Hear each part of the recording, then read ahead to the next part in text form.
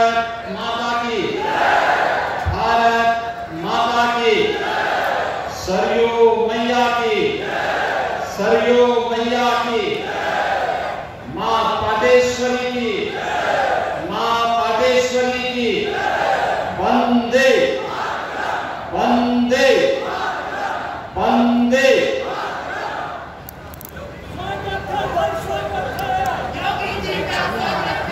श्रावस्ती जनपद में 510 करोड़ रुपए के लोकार्पण और शिलान्यास के लिए आयोजित आज के समारोह में श्रावस्ती के जिला पंचायत अध्यक्ष, पूर्व सांसद श्री दत्तन मिश्रा जी, श्रावस्ती के लोकप्रिय विधायक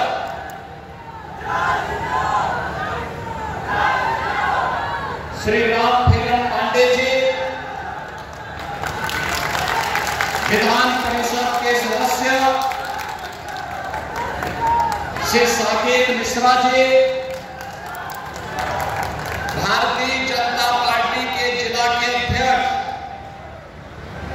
श्री मिश्री लाल वर्मा जी, भारतीय जनता पार्टी और अन्य संगठनों के हमारे सभी पदाधिकारीगण भारी संख्या में आज के इस कार्यक्रम में उपस्थित, श्रावस्ती के मेरे सभी उपस्थित बहनों और भाइयों, ये मेरा सौभाग्य है कि शारदीय नवरात्रि की इस पावन अवसर पर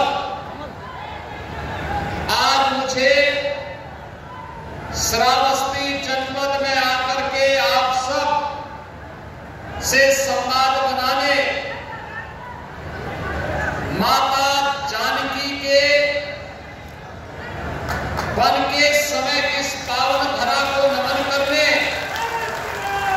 और महर्षि वाल्मीकि के श्री चरणों में नमन करने का सौभाग्य प्राप्त हो रहा है। इस अवसर पर त्रिकालदर्शी ऋषि महर्षि वाल्मीकि को नमन करते हुए साक्षात लक्ष्मी मां जानकी को नमन करते हुए आप सभी का मैं हृदय से अभिनंदन करता हूं, स्वागत करता हूं। बहनों और भाइयों, हमारा श्रावस्ती जनपद आज का नहीं, इस जनपद का इतिहास पौराणिक काल से इसका महत्व रहा है। पौराणिक काल से श्रावस्ती भगवान राम के पुत्र लव के द्वारा अपनी राजधानी बसाई गई थी, इसी श्रावस्ती में। यही श्रावस्ती है जहां पर भगवान बुद्ध ने ज्ञान प्राप्त होने के उपरांत लोक कल्याण के लिए सर्वाधिक 24 से भी चातुर्मास व्यतीत किए थे। उनकी साधना से पवित्र हुई है ये श्रावस्ती। ये श्रावस्ती जैन तीर्थंकरों की भी पावन धरा रही है, उनकी साधना और सिद्धि की भूमि रही है। भगवान संभवनाथ इसी पावन धरा में अवतरित हुए थे और महाराज सुहेलदेव ने विदेशी आक्रांताओं को धोख चटाने का काम इसी धरती से करने का काम किया था।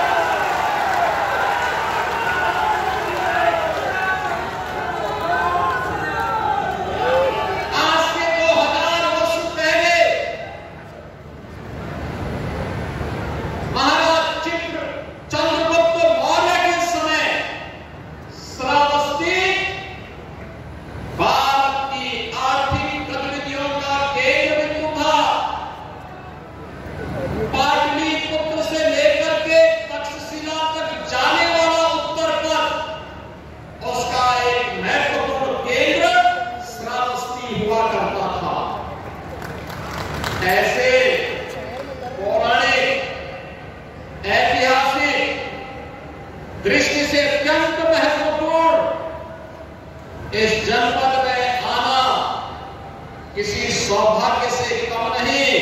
और जब आए हैं तो शारदीय नवरात्रि और विजयादशमी का उपहार देकर के भी जाएं, यह अत्यंत महत्वपूर्ण है।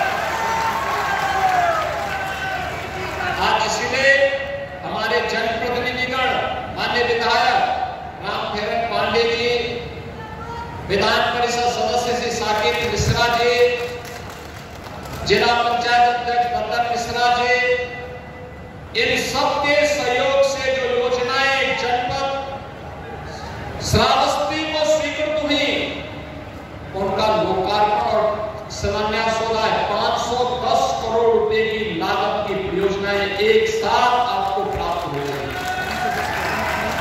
और जब आए हैं भगवान वाल्मीकि का पावन आश्रम है, 7 अक्टूबर को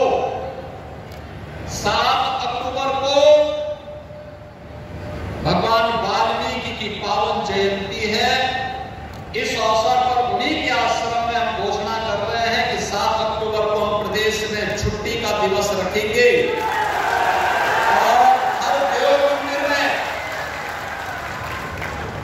देव मंदिर में 7 अक्टूबर की तिथि को महर्षि वाल्मीकि के द्वारा बनाए गए रचे गए रामायण का अखंड पाठ का भी कार्यक्रम होगा, जिसको प्रदेश का पर्यटन और संस्कृति विभाग आयोजित करेगा। ये हमारी विरासत है। हजारों वर्ष पहले भगवान राम के बड़े पुत्र लव ने अपनी राजधानी बना करके पूरे उत्तर भारत को अभय प्रदान किया था यहां के माध्यम से। ये प्रक्रिया लगातार चलती रही। कालांतर में भगवान बुद्ध ने इसी क्षेत्र में आकर के जैतवन में अपनी साधना को आगे बढ़ाया था और उनका उंगलीमार स्तूप भी आज भी श्रावस्ती में मौजूद है, जहां पर उंगलीमार को उन्होंने एक सभ्य मनुष्य बना करके मानव कल्याण के मार्ग पर अग्रसर किया था। भगवान संभवनाथ की जैन तीर्थंकर, तृतीय जैन तीर्थंकर की पावन धरा भी ये रही है और अनेक तीर्थंकरों का पावन सानिध्य भी श्रावस्ती में प्राप्त हुआ है।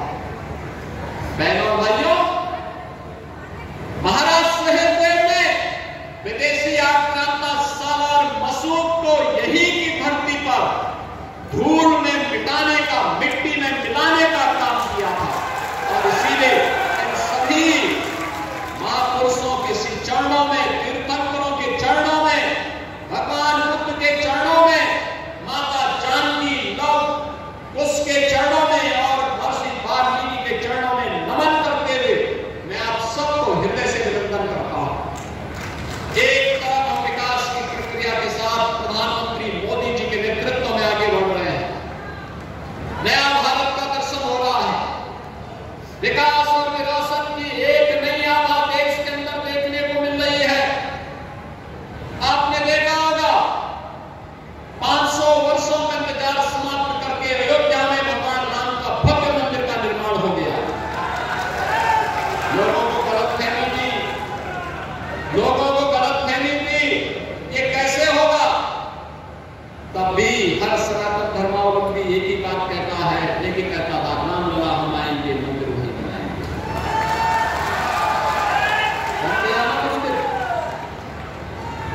रामलला विराजमान हो गए। अयोध्या दुनिया की सबसे सुंदरतम पर्यटन नगरी के रूप में स्थापित हो गई है। और अभी 19 अक्टूबर को दीपोत्सव का भव्य आयोजन इस बार फिर से अयोध्या में होने जा रहा है। उसकी तैयारी के लिए आप भी घर घर में दीपक जलाइए। ये नए भारत का दर्शन कराता है। भारतीय संस्कृति जितनी समृद्ध होगी, भारत जितना मजबूत होगा, लोक कल्याण का और वैश्विक कल्याण का मार्ग उतना ही सशक्त होगा। आज प्रधानमंत्री मोदी जी के नेतृत्व में एक नया भारत लेकिन कुछ लोग हैं जिनको शांति अच्छी नहीं लगती, कल्याण अच्छा नहीं लगता, कल्याण अच्छा नहीं लगता। जब भी कोई हिंदू पर्व और त्योहार आता है उनको गर्मी आने लगती है और उनकी गर्मी को शांत करने के लिए उन्हें पेंटिंग का सहारा लेना पड़ता है। बहनों और भाइयों, आपने देखा होगा महापुरुष किसी भी परंपरा में उनका सम्मान होना चाहिए। आस्था अंतःकरण का विषय है, प्रदर्शन का विषय नहीं हो सकता। जिसकी जो आस्था है अपनी आस्था के अनुसार अपने कार्यक्रमों को संपन्न करे, किसी को आपत्ति नहीं होगी। लेकिन आस्था के नाम पर तोड़-फोड़ करोगे, आस्था के नाम पर आगजनी करोगे, आस्था के नाम पर राह चलते हुए नागरिकों पर हमला करोगे, बेटियों का जीना हराम करोगे और व्यापारियों के प्रतिष्ठानों पे आगजनी करोगे, पुलिस पर हमला करोगे, तो छेड़ोगे तो फिर छोड़ेंगे भी नहीं हो, एक बार छोड़ेंगे नहीं तो फिर छोड़ोगे कभी नहीं।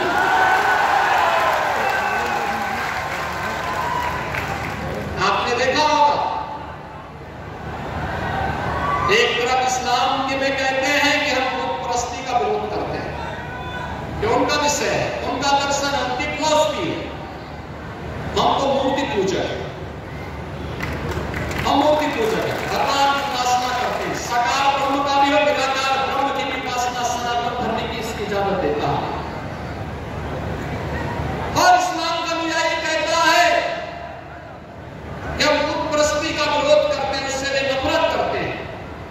और दूसरी तरफ आएगा मोहम्मद कह करके अव्यवस्था, राजनी, तोड़-फोड़ का सहारा ले रहे हैं। उन्हें मालूम है कि शारदीय नवरात्रि है, विजयादशमी का पर्व है, और शारदीय नवरात्रि को अगर अव्यवस्था पैदा करोगे, चंड मुंड बनकर के कार्य करोगे तो मां भगवती कभी बर्दाश्त नहीं करेंगे। मां भगवती को ऐसे चंड और मुंडों को रोकने का ही कार्य करती है। इसीलिए सभी सनातन धर्मावलंबी मां भगवती दुर्गा की पूजा इसीलिए करती है जिससे शक्ति अर्जित कर सके। आपका उपासना, आपका विषय अंतःकरण का विषय होना चाहिए, चौराहे पर प्रदर्शन करने का विषय नहीं होना चाहिए। और इसीलिए हम लोगों ने कहा कि धर्म स्थलों पर माइक बंद होने चाहिए, अपने परमिसेस में आप बजाइए, दूसरों का जीना हराम बंद करिए। और ये प्रतिबंध उत्तर प्रदेश में यथावत रहेगा, यथावत रहेगा। बहनों और भाइयों, अराजकता स्वीकार्य नहीं, कतई स्वीकार्य नहीं। हम सम्मान सबको देंगे, सुरक्षा सबको देंगे, लेकिन अगर किसी ने सुरक्षा के साथ खिलवाड़ करने का दुस्साहस किया, निर्दोष नागरिकों पर हमला किया, बेटी की सुरक्षा और व्यापारी के प्रतिष्ठानों में आगजनी करने का दुस्साहस किया, तो उसको ही नहीं, उसकी कई पीढ़ियों के सामने ऐसी कार्रवाई करेंगे जो उनके लिए नजीर बन जाएगा। ये जानते हुए कि पर्व और त्योहार, उत्साह और उमंग का समय होता है, हर हिंदू परिवार जुड़ता है, साल भर की अपनी पूंजी को इस उत्साह के साथ, समाज के साथ मिल बांट करके अपनी खुशी को मनाता है। कोई हिंदू, कोई सनातन धर्मावलंबी भेदभाव नहीं करता किसी के साथ, कोई भी उसके साथ मिलकर के पर्व और त्योहार मना सकता है, कोई दिक्कत नहीं। लेकिन पर्व और त्योहारों में व्यवधान,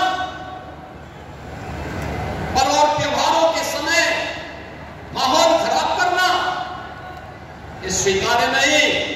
और मैं फिर कहूंगा कि अगर किसी ने सड़कों पर प्रदर्शन करके उपद्रव करने का दुस्साहस किया, और मैं ये भी कहूंगा, उनको चेतावनी दे रहा हूं उन लोगों को जो कायरों की तरह, कुछ दिनों की तरह बच्चों और महिलाओं को आगे करने का काम कर रहे हैं। याद रखना, इसकी भारी कीमत चुकानी पड़ेगी उनको, अगर उन्होंने किसी भी पर्व और त्योहार में व्यवधान डालने का काम किया।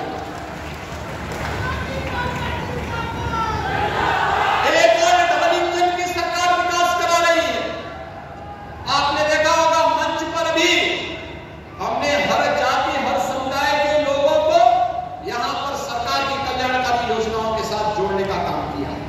कोई भेदभाव नहीं किया, कोई भेदभाव नहीं किया।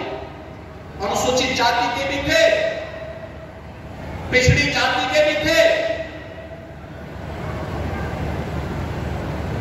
ब्राह्मण भी थे। हर एक को सुविधा मिलनी चाहिए, सम्मान मिलना चाहिए, संरक्षण मिलना चाहिए।